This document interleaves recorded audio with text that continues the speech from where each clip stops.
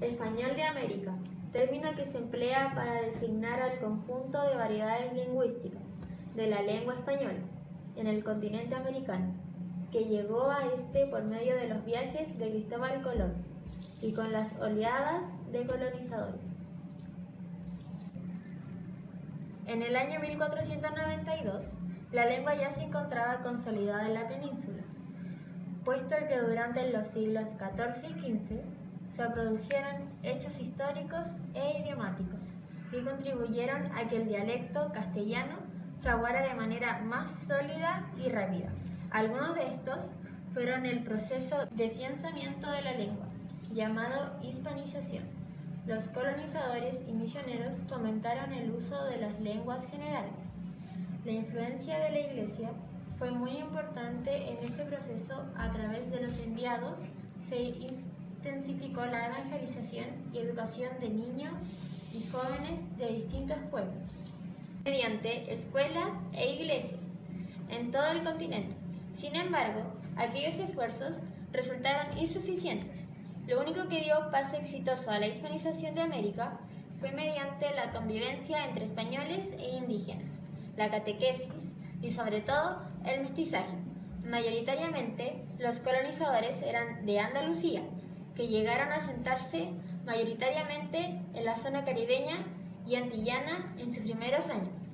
Habrían otorgado características especiales al español americano, el llamado andalucismo de América, que se manifiesta especialmente en el aspecto fonético.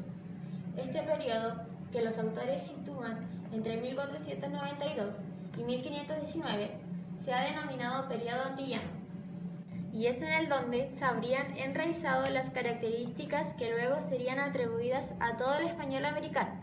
Entre estas incluyen el plano fónico, por ejemplo, la pérdida de la D entre las vocales, final de palabras, etc.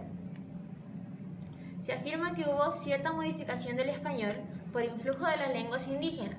Surge una teoría llamada substracto, que sostiene que una lengua dominada afecta léxica, fonológica o morfosintácticamente a la lengua dominadora. Es en el plano léxico donde se hace evidente la intervención de las lenguas vernáculas.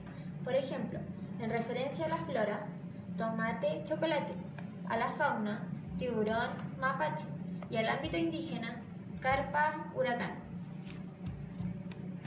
Además de las diferentes regiones, se utilizan diferentes voces para la misma cosa según las lenguas indígenas, habladas en cada territorio. Por ejemplo, ají en taíno, chile en nahueltat, choclo, quechua, elote, nahuatl, entre otros.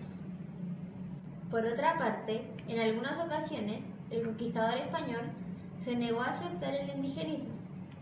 Llamó a voces hispánicas a plantas y animales propios de América, aun sí que realmente correspondiese a la especie, pero aparte debe mencionar los llamados americanismos semánticos, es decir, palabras que en América aluden a otros significados que en Europa.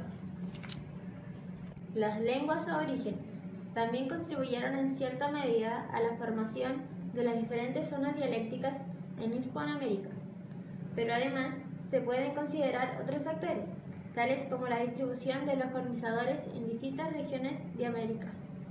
El sistema educacional fue quizás uno de los factores determinantes en el establecimiento de diferencias lingüísticas. Otra causa de la diferenciación dialectal se refiere a la época de colonización.